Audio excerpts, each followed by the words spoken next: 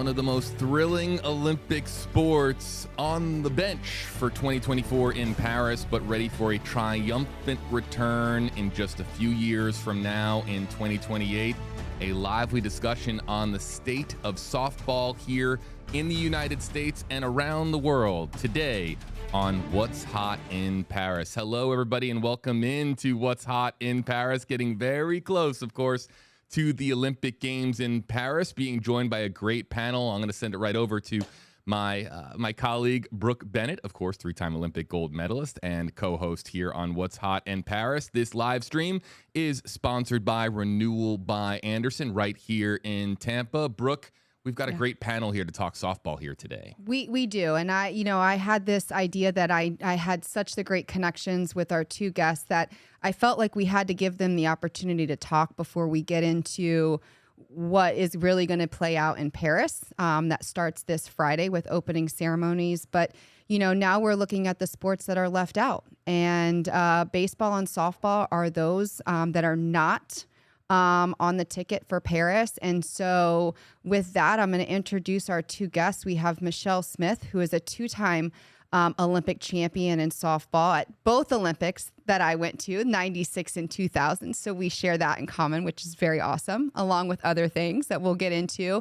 And then, of course, we have 2020 Olympic coach, Ken Eriksen, and he is currently the head softball coach at USF. So Michele and Ken, thank you so much for joining us this morning and being open to have this conversation, which I feel is important. Yeah, no, it's a great honor to be here, and always love to catch up with Coach. And it's nothing better than to talk softball, so it's a good day. Yeah.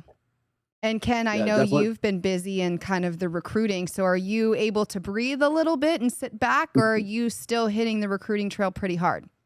Well, it's interesting when you said 2020. I actually been involved with USA softball since 1997, continuously all the way to the end of the Tokyo Olympics. And is there time to sit and breathe now that Tokyo is over? Yes, a little bit, but it's a commitment, and nobody did it better than Michele Smith, for the time that she was involved with USA softball. And it's a lifestyle. And, forever and ever, as Brooke, you're an Olympian for the rest of your life. And, all three of us are medalists for the rest of our life, which is great. It's awesome. But really appreciate being involved with you two right today. Thank you.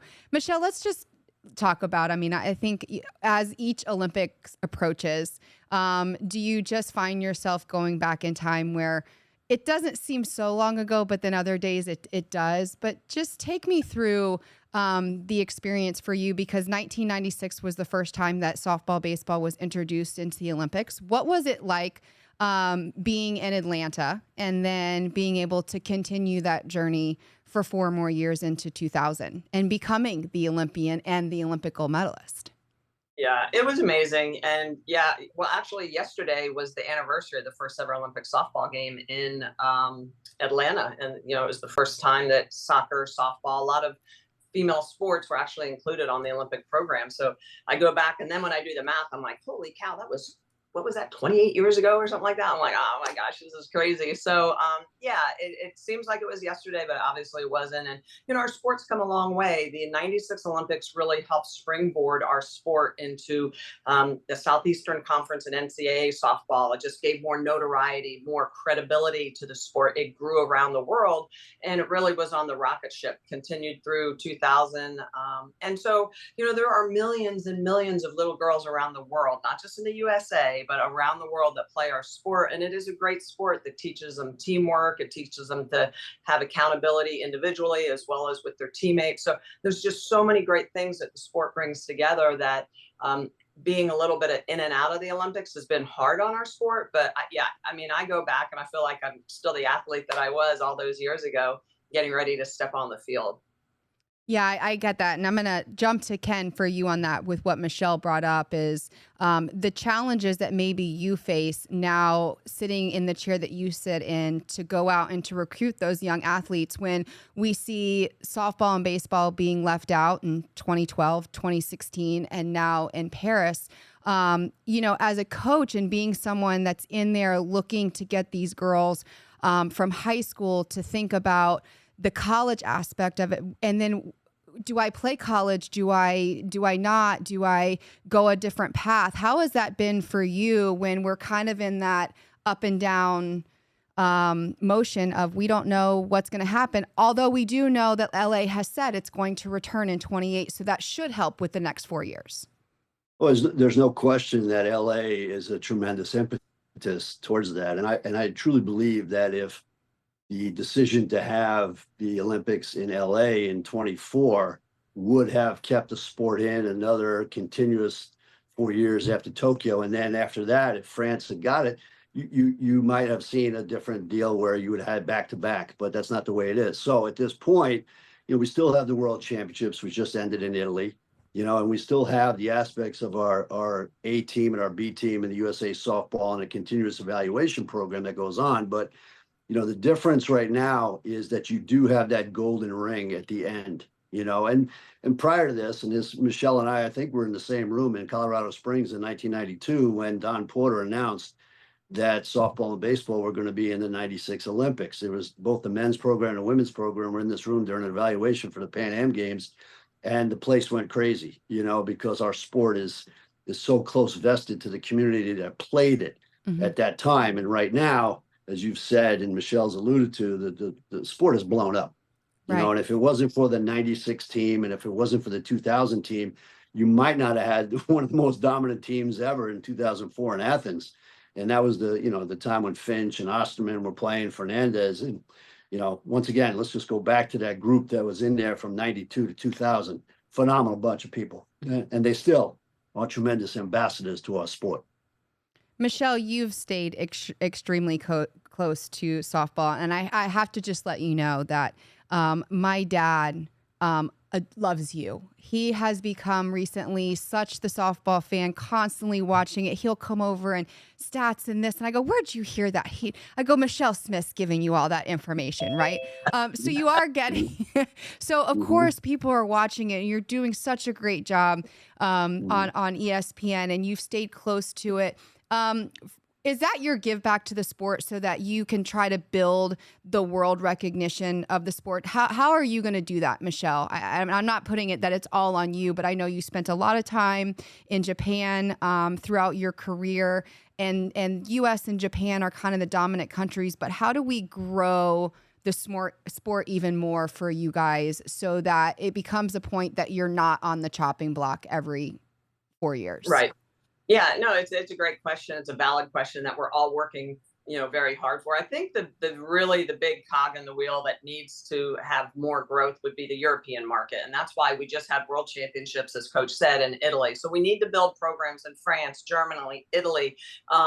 Great Britain has invested quite a bit of money. You see that the Netherlands has a very good team. So there are quality programs in Europe. We just need more of those quality programs. And then we need to get more visibility in Europe. And that really is the key because it's a very soccer-centric area, rugby, other sports. So there's IOC members that are constantly pushing for different sports because they don't realize the popularity or the visibility worldwide that both, the diamond sports, baseball and softball bring. So, Major League Baseball has done a good job with the World Baseball Classic, getting a international event just outside of Major League Baseball.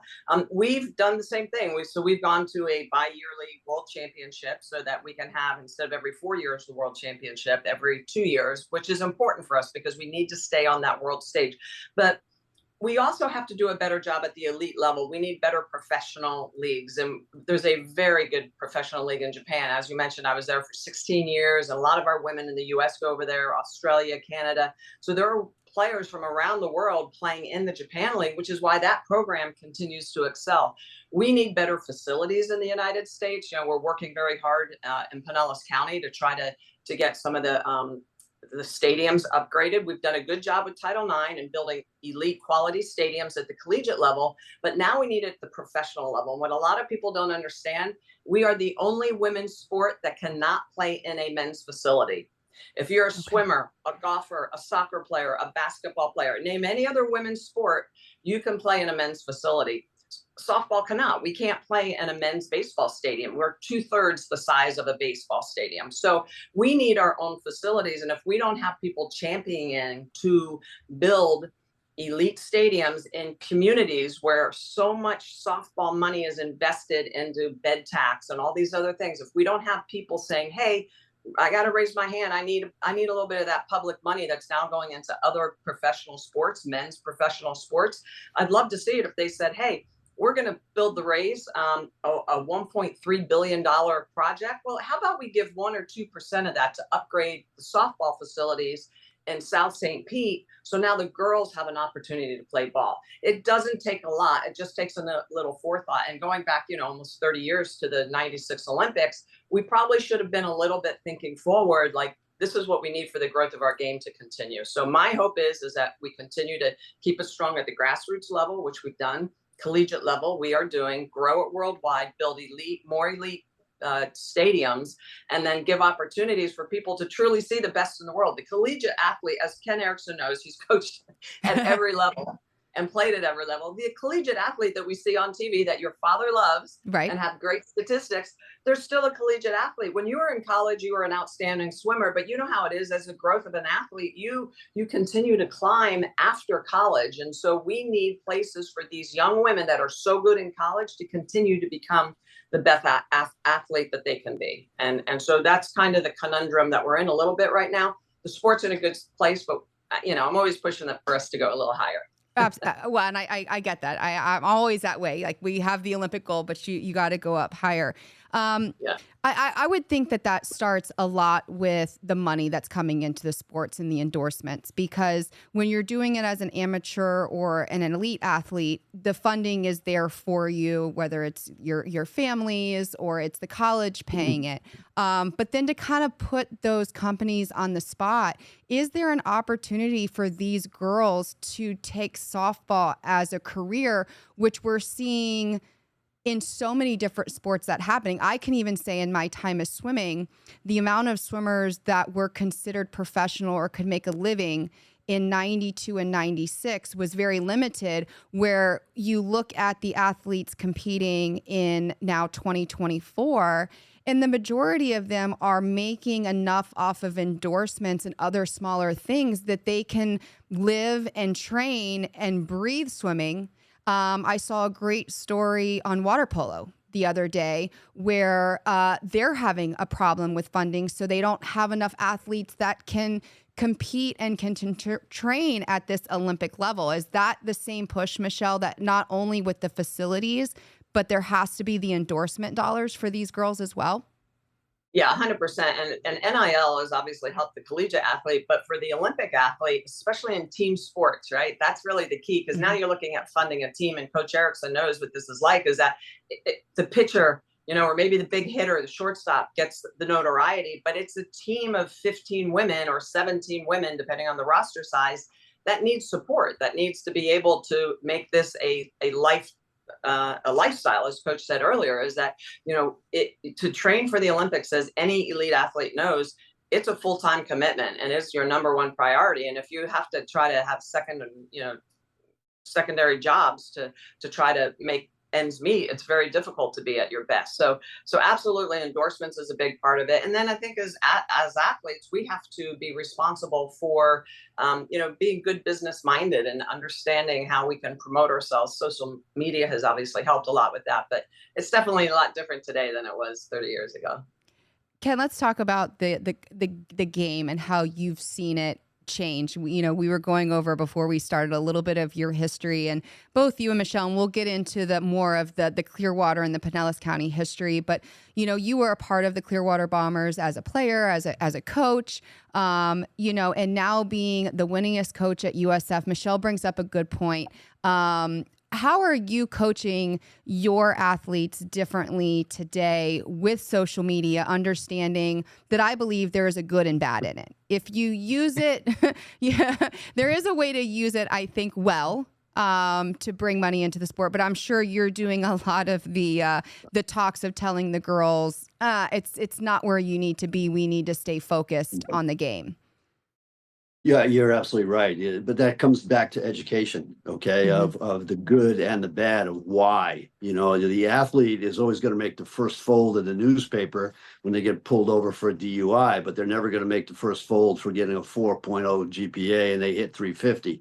So you have to understand that there's the good and the bad parts of social media. To Michelle's point, it's the business savvy type right now that you have to kind of meld both because they want the NIL, they want to have self branding and promotion, but you also have to play, you also have to train. So I believe that the universities now, because of the recent lawsuits, are going to have the opportunity to have that as part of the curriculum of training the business aspect of athletes. To both your and Michelle's point, there are no elite athletes in college. They're elite after they get out of college. They're great after they get out of college because college is like the minor leagues of baseball. And I think we're missing the boat on that. That the 4 years in college are the training parts of what you're going to do afterwards. And if you're good enough, you can continue to play on, right? So the biggest challenges with social media right now is to try to keep those focuses. So it also goes into our time management plan. Like, okay, this is a cool time for you to start doing this, basically the off season, because once the season starts with school and training and on the field play, it does take a time. So time management plans with your coaching in college is probably going to be more impactful over the next 4 to 6 years than it's ever been before. Yeah. So we've got the growth of it, and we could talk a little bit about Michelle and I's passion with CFY, with Clearwater for Youth, and what we do in Pinellas County. Michelle sits on the CFY board as our secretary, so we get to work alongside each other for the youth in sports. And CFY is certainly starting to step up to the plate to recognize the girls in youth sports and getting them involved and showing them that it's okay to be an athlete. Michelle, I always say this, and I want to know if you agree with me. When we were playing, girls still were not really ready to be the athletes. We were supposed to be the pretty girls in high school and starting to do the hair and all the makeup. And now we're seeing that change. And I always used to watch the softball players and the team unity and the cheers. For both of you, how have you seen that growth locally for our girls, and how do we continue to get behind them to allow parents to get their girls out onto the softball field to play? And Michelle, what did you gain out of it as playing as a youth? Well, first off, I think it's, for any young girl, self-confidence, I'm so glad we finally gotten rid of the whole, oh, I can't lift weights because I don't want to look like a boy, thing. Right. We don't even worry about that. It's good to be a strong woman nowadays. We've gotten rid of that stereotype. So I think people just know that all the wonderful things that youth sports do for boys, they do for girls, right? It impacts your ability to communicate, to be strong-minded, to just have self-confidence, to work through issues, to realize that sometimes adversity is your friend. It's not a foe. And so I think that it's been wonderful to see the mentality of the U.S. public change, that it is okay for women to be strong, to be moms, to be business-minded, to be sports minded, and to go out there and still be feminine, so we can still do our makeup. I think one of the things that in the 96 Olympics, I was voted best hair because I always threw with my hair down because I have so much hair. It would never stay up in a ponytail. So I would throw with my hair down. And in Japan, they'd call me the lioness because I'd be like, rah, coming off the mound and my hair would be flying everywhere. And people are like, how do you do that? And I'm like, well, as long as I'm going forward, my hair is going backwards, I'm fine. I could see. So, but it gave a little bit of femininity because I didn't have to have short hair. I didn't have to have it back in a ponytail. We wore makeup and, so every sport's a little different, but those little things over time allow young girls to be like, oh, I can be a girl and still play sports. And there's nothing wrong with being, a little more masculine or a little more feminine. And I want to lift weights. I don't want to lift weights. I mean, we shouldn't judge people. We should just go out and say, hey, these are all the bonus things that, being a part of a team, a community makes a difference. And back to your point about Clearwater for Youth, I mean, I think that's what it is. It's about helping kids, really become great adults. And when they become great adults through sport, through music, through whatever it is, trades, they're going to give back and they're going to make a difference. And when you think about Olympic legacy, when you think about great business people and communities, that's really what it is about. It's about really paying things forward and being able to contribute so that your legacy isn't just your 3 Olympic gold medals or my 2 Olympic gold medals. Right. Hopefully my legacy is the impact that we've made to people and to communities. Yeah. Yeah. And I've looked at it that way too, Michele, that, being with CFY now for almost 3 years. And I know that you're the same way. We have that same passion that this is almost the full circle moment for us. For sure. And you do. And Michele does. And I just want to let everybody know, Michele does so much, not just on the softball side, but also on our post-secondary education since 2017. Michele has been giving out 3 college scholarships to our high school seniors in Pinellas County. And many of these times, these are softball players. They have kind of a checkbox that we're reading and checking their resumes. So, Michele, you are truly giving back to the community on the softball side and the education side through CFY. So I want to say thank you to that. And that leads into Ken. So you're now able, if CFY is helping getting those kids out there and helping fund those young girls, how important it is for you when you go on that recruiting trail, if you can recruit from your backyard, and get those girls from right here in the Tampa Bay area.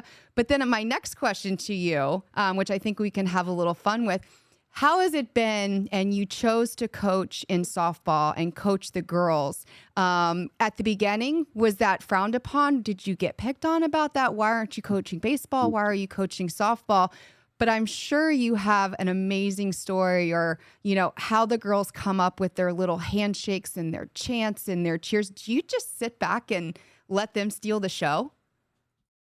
Well, if you don't let people express themselves and be themselves, I think you're in trouble as a leader to begin with. So I was very fortunate to have some pretty good coaching in high school and college. I played for Robin Roberts, the Hall of Fame baseball player with the Phillies, that trained here in Clearwater, and then to have some really good coaches like Herb Dudley and so forth that came out of the men's fast pitch. But, the game is the game. And I think that you can attest to the fact that when the men's program and the women's program were together, it was, a fraternity sorority type of deal that always came together because of the respect part of the game.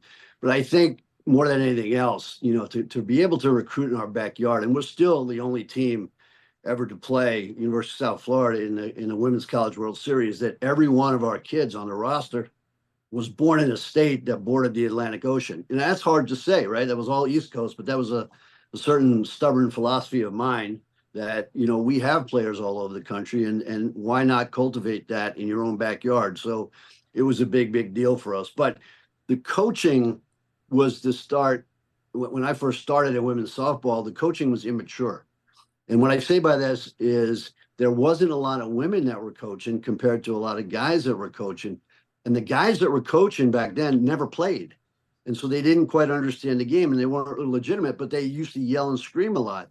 It was interesting. I had one great lesson, and it happened to include Michele Smith on this. And, she was with the 96 Olympic team, and they were training, and Michele would come over and throw to me at USF. And back then it was 40 feet. So like Smitty was throwing like 80 miles an hour, comparatively speaking, to what they do now. And I was fortunate enough to be able to catch some great men's pitchers, but she'd come over, and people don't realize it. And Brooke, you can attest to this, is there's not, I won't say it's PTSD, but there's so much pressure on you elite athletes when it comes to competition and the training. Like, am I going to be ready? I got the world championships, and now the Olympics are coming. Am I going to be ready? Am I good? Am I getting everything I do? So we had this one lesson, and I don't know if Michele remembers it, but I do. It was definitely a growing up part for me at this time. We started tossing and this and that, and I went, "Hey, how you doing?" And she started talking, and we stopped throwing. And then the conversation gravitated just over to the dugout, where we sat down and we talked for about 35, 40 minutes. And then I said to her, "Okay, we're done for today. You come back tomorrow and throw." And and I remember the conversation, and I remember us talking about it. And I feel like that Michele got a good relief to be able to talk to somebody that had played, and somebody that was a catcher that understood pitching a little bit. And I think we started to bond a little bit more during that time, which was really, really cool, that you find out that there's actually no difference between the female competitor and the male competitor. It was such a revelation for me. And, it made me a better coach when it came to dealing with female athletes throughout my entire career. That's awesome. I love the conversation and being about. Sometimes the best lesson learned is not being on the field or in the pool, but it's the conversations that you have away with either your teammates or your coaches. So I think that's a great point, Ken. We got to get ready to wrap it up. So I'll give you guys one last question. Michele, your fondest memory of your time playing? Wow. I think, that 96 Olympics, walking onto the Olympic field in, July 21st, 1996 for the first ever Olympic softball game, USA, Puerto Rico, hearing that Olympic music, your family, your friends all being there. It was a blessing to be in Atlanta and to be at home. So all those people, could make the journey. That had supported me, that helped me get there. And then when we won the gold medal, stepping up on that podium together, holding hands with my teammates that we, cried with, sweat with, bled with, and looking to the left and the right and thinking, wow, these are my sisters. We've been through so much. It just really some of the most special memories that really feel like they took place yesterday. And Michele, I just want to hop in here really quickly because I wanted our viewers to see a little bit of the lioness hair that we were talking about earlier. I just needed to get. I hope you're okay. I grabbed this from your website just to show people a little bit of the locks. Oh yeah. And that has a batting helmet on. I have a batting helmet on, so just imagine it's like all pushed underneath there. When there's no batting helmet, I'm pitching. It's really big. That's great. And Ken, for you, I would say same question, but your greatest memory or greatest with teaching, coaching throughout your entire career as a softball coach, collegiately and at the Olympic Games. What is your fondest memory? Well, you could put up watching your young women jump on the medal stands, which is amazing, and Michele, don't come to tears on this, but anytime you heard that national anthem, it was incredible. But the most impactful one was wearing USA on my chest as a player and listening to the national anthem on the opening ceremonies in a communist country, only about 35 feet from Fidel Castro, when that Star Spangled Banner played, and every one of us was belting out, the song. Yep. There. Oh yeah. The pride we have, and that still resonates with me a lot. Yeah. Well, I want to thank both of you and to bring awareness to the sport and to get a little. I mean, we can read it and I can look up on it, but to hear it from both of you who are experiencing it, the excitement of when it was coming in, but then hearing the news that you're not. And I think the best message is that from today forward, we know we have 4 years to grow. And that we'll have this conversation of going into LA, competing and talking about the athletes on the team. And then we got to carry that momentum forward so that doesn't get left out anymore. Because I think, and the reason why I wanted you guys here today is that it belongs in the Olympics. Thank you. We agree. So we'll work hard to do a good job in LA in 2028 and then hopefully Brisbane in 2032, and we'll be in back-to-back. There we go. Great conversation here. Of course, for all the very latest, what's hot in Paris, Brooke Bennett and I will be covering, of course, your Summer Olympics in Paris in 2024 all week long on WFLA.com. I'd like to thank our entire panel, and we'll see you next time here from the Stream Center. Farewell, everybody.